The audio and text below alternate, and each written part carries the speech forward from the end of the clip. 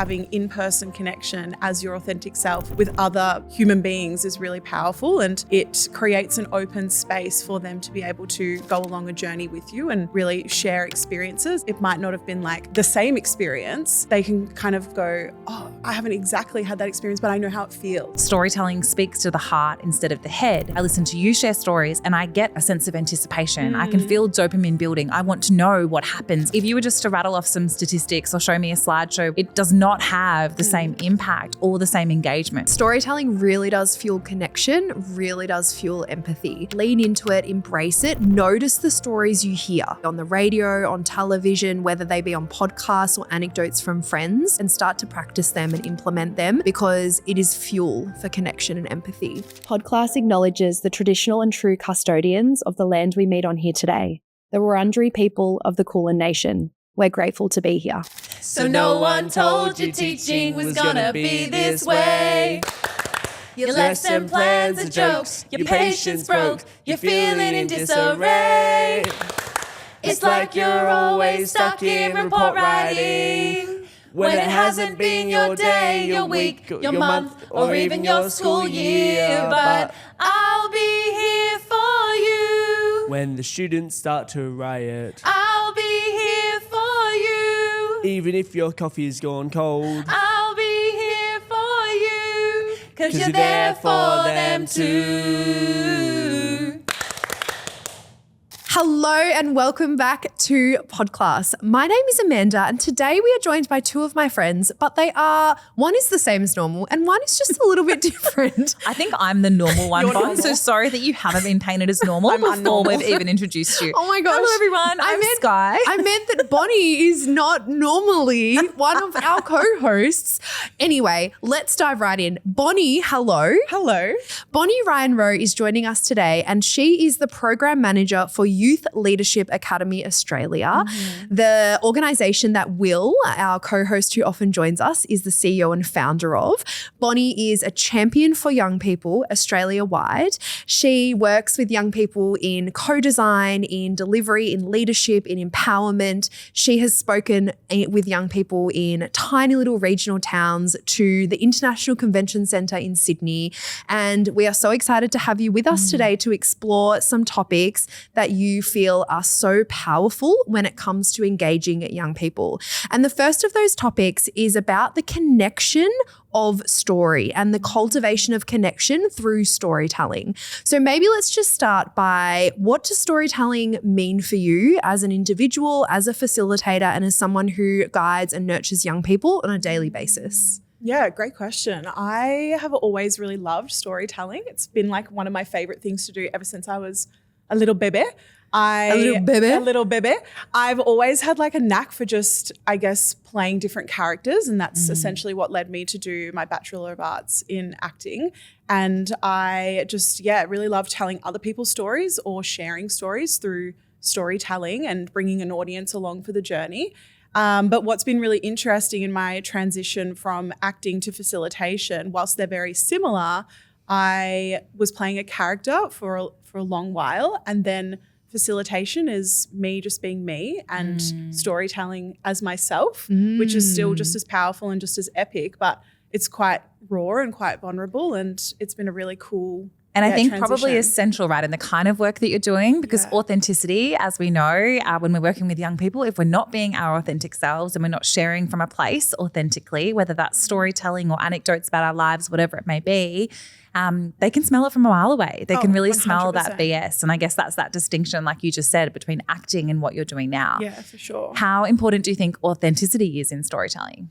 Well, I think one of the reasons why I love just showing up as myself so much is because obviously like the ever-going conversation of social media and, you know, influencers and all of the people who are out there on a screen, I think like whilst I'm not saying that they're not authentic, but how much can It's you a really highlight reel. Well, exactly. That's the thing, Completely. right? And you know, you don't know exactly like that whole person through a couple of photos and a couple of videos, and it's really hard to really understand the authentic nature of a person from an Instagram or a TikTok or whatever it is. And so I think actually having in-person connection as your authentic self with other human beings is really powerful, and it creates an open space for them to be able to go along a journey with you and really share experiences. And even if it might not have been like the same experience, they can kind of, any audience member can kind of go, oh, you know, I haven't exactly had that experience, but I know how it feels. And they're right there with you and you can really like,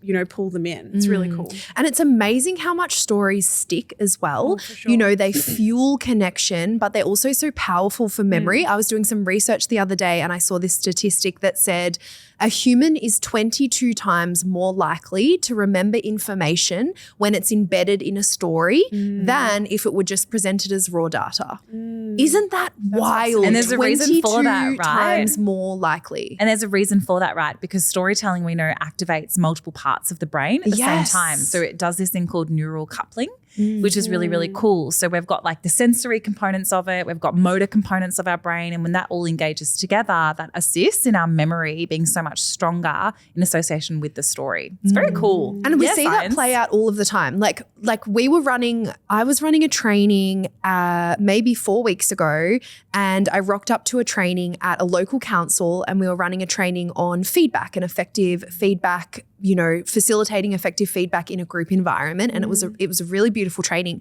But there was someone that was there. I wasn't expecting to see them. And we knew them from a previous training when they had worked with another organization. Now, we had worked with them 12 months earlier and had not seen them for 12 months. When I rock up to this council training and I see this individual, we hug, we say hello, how have you been, all of the things. And they turned to me and they were like, oh my gosh, are you going to tell that story in this training? I was like, what story? They go, the vomit story. And I was like, anyway, I don't need to go into the vomit story now, but the point is like 12 months had gone by and that individual, they were wondering. The thing that sticks. Yes, it sticks. I couldn't believe it. I was like, oh my goodness, what story is that? And they had to explain the story to me. I was like, oh, no, I'm not going to tell that story today, but I'll tell other stories, I promise. I have other ones like that. I promise I have other stories besides the vomit story. But it's incredible how it sticks. It's so powerful. And I was actually having a discussion with one of my friends the other day around storytelling and why we believe it's so important. We were talking about this this quote from Brené Brown and how storytelling fosters empathy, and that's the antidote to shame. And I think like when like the fact that storytelling can really open up a space, and not just for shared experiences, but for any audience member to kind of go, oh yeah, I'm not the only person. Well, it's healing, right? There's like a real healing element to that. Like if it's the antidote to shame, then that is story is healing. And this is stuff that's been done for so long. Like storytelling is embedded in us as humans, right? And that's the reason why I'm so I believe in storytelling so much, and it's such like a big passion of mine, because when it's embedded in us as humans, we really should utilize it. And it's, for me, like the core of connection. And that's why I really lean into it. And it's all just about play and having fun. And I feel like, I think storytelling, and I think it speaks exactly to what you're saying, Bonnie, is because it's not always a logical thing, right? It's a felt thing. It's a somatic thing that we experience in our bodies and in ourselves. So storytelling speaks to the heart instead of the head. And as a result of that, we're listening to a story. I listen to you share stories and I get a sense of anticipation. I can feel dopamine building. I want to know what happens. I'm on the edge of my seat. And if you were just to rattle off some statistics or show me a slideshow with some facts and numbers on it, it does not have the same impact or the same engagement in any way. It's never worked on me. I've always been like, I hear a statistic, I'm like, and then I hear a story and I'm like, tell me more. Like I want to be there with you. And I think it's so true that it fosters empathy, and empathy is the antidote to shame. And I truly believe, and it's been true for me in my life, that saying that there's no one you can't love if you know their story. Oh, yeah. You know, everyone has a story. And I think as humans, we're wired to make assumptions and judgments to understand the world around us and to understand the people around us. And it reminds me of a situation I was in literally just a fortnight ago, where I'd actually been making an assumption about an individual until I knew their story. I was in a small regional town in Myanmar, and we were at a jewelry shop, and it was actually a jewelry shop on a lake. So a beautiful lake called Inle Lake in this beautiful in Shan State in Myanmar. And there was a man there at the jewelry shop, and the owner had been engaging us and had been sharing about the jewelry. And this other man had kind of been like, he was, heating some silver and working on building something and kind of showing us, but then glancing around, and he would look at us, but then glance away. And I had these, I was immediately creating this story in my head, and I was like, what's going, is this like what's happening here? He doesn't like us. He doesn't like tourists. What's the vibe? I couldn't read him. I couldn't gauge him. And so it's bizarre how we're wired to make those negative assumptions. It's so crazy. And I started writing a story in my head about what was happening, and to the point that I was like, oh, maybe I shouldn't engage with him. Like maybe he doesn't like us. And then if you could have caught me only 15 minutes later with this gentleman, I was standing there and we had made a connection, and I was asking about a piece of jewelry, and he just looked up at me and he looked me in the eyes and he shared his story. And he shared actually only 4 months earlier, which I knew 4 months earlier there'd been a catastrophic earthquake, and, a lot of the lake had been disrupted and disturbed. And for some reason, he just felt to say to me, thank you for buying something. He said, I lost my wife in the earthquake and we lost our family business. And I'm working here now to help my daughter. My daughter lives with my parents now. And I just started crying, and I was like, oh my goodness, the assumptions we make when we don't know the story, And I think it fosters so much empathy. It opens compassion. I'll never forget that moment. And so I think there's a few things to be aware of here. We're pretty quick to write our own narrative in our minds when there are unknowns.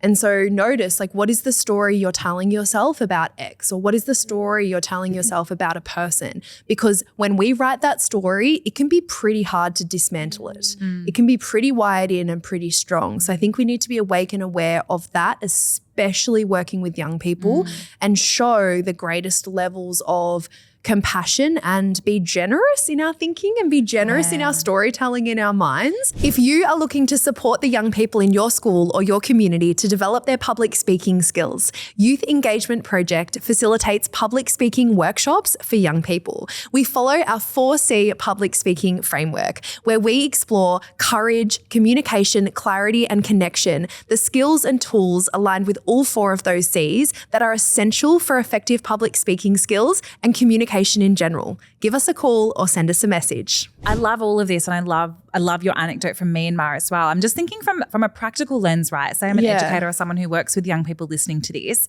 It can be really easy to be quite critical of ourselves and be like, well, I don't have anything to offer, or I don't have any good stories, or I don't even know how to tell stories. So true. I know that stories have a beginning, a middle, and an end, but like, how do I even start to craft a story? And I know, Bonnie, this is something that you do as part of your job. Like, you spend time developing stories specific to content that you'll be delivering, specific to the group of young people you'll be working with. 100%. I'm wondering, and you're probably the expert in the room really to ask, 100%. is how would you go about crafting a story if you, or like finding stories that are relevant? Can you talk us through your process? Yeah, it was my biggest struggle when I started facilitation. Everyone was like, oh, you can tell a story about, when you had a hard, difficult moment. I was like, I don't know. It just all of a sudden, all of my hard, Isn't it wild when you get asked that? You're like, oh, there's nothing. Or like, when have you had an embarrassing moment? I was like, never been embarrassed before. But like, obviously I have. I just couldn't think of them. But I think like what I personally did was I just lent into like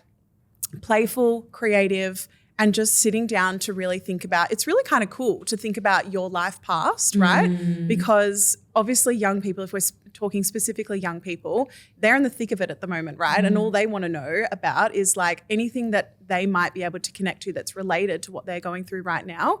And whilst it not might be the same experience, like anything that's funny or anything that's awkward or anything that's like from your childhood that you can share with them, it's cool for us to look back on as well. And I just created a story bank, and you just like literally on my computer, I've got like a Word document of maybe 30 to 40 stories that I can just draw on at any time that can work for any situation.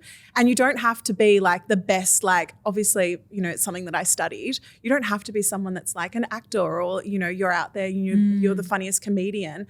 Just as long as you lean into play and to relatability within your within your classroom or whoever you're working with. So young what is people. that? And I love that. And I love that anyone can do it, right? Yeah. But what does it look like practically? Like, are there things that we can do? I know we speak a lot about in our trainings. We talk about like body language, tone of voice, those kind of things. Are there some practical tips that you We talk about offer? sensory language as well. Yeah, as descriptive as you can make it. And I think like the more physical you can be in like painting a picture, the more like funny or the more like on edge of a seat that you can get people. I think, when I say play, like it comes really quite naturally to me now, but like playing with your tonality, playing with your words and your descriptive sensory language that you just mentioned, like whatever you can do to draw and really paint a picture for the people that you're surrounded by. I think that's what's going to get people hook, line and sinker. And, you know, utilize things that are around you, like play videos that you know that they might enjoy and really bring them on the journey to get them to where you want to be for a shared learning, I guess. One thing, And I think as well, I feel like incredible insights. And for everyone listening, we can also share stories from others. Like if you are researching a unit for a specific subject, or if you're looking into a new area of interest, like look up the great. What are some incredible stories of some incredible people in this field? And we can share those stories. We can find some photos. We can find maybe a short form video and then build upon that video, and then students continue the investigation. Like storytelling in any form is incredibly captivating. Students could tell the story, you know, like why not for a research project? Like your task is to tell the story as best as you can. You don't need to be in drama or theatre studies to get creative and have fun and really like experience the learning together. When we did creative writing units, when I was an English teacher, one of my favorite exercises to do, it was just a 10-minute exercise, but I used to show 2 minutes of the start of a short story, like of a video, and then pause it halfway through, and the students had to write what happened next. Oh, so fun. And I never showed them the resolution, right? It was up to, if they wanted to go and watch the video themselves and see what actually happened, they could, but the whole part was to just get them creatively thinking about storytelling and sharing, and they used to come up with that themselves, and that was so fun. So fun. So Bonnie, key tips as one of the best storytellers we know on this planet. What are the key takeaways and key tips for integrating stories into everyday practice that we can leave with our listeners? I think just be creative, just be really playful and just try out different things. Like, you know, try out a different way of sharing a story. Just get a little bit funky. I'm already doing it in my seat. Yes. I'm such a person that speaks with her body. Yeah, like just try it out. And it might feel weird and it might feel a little bit crazy, but at the end of the day, like if it doesn't work, try something new.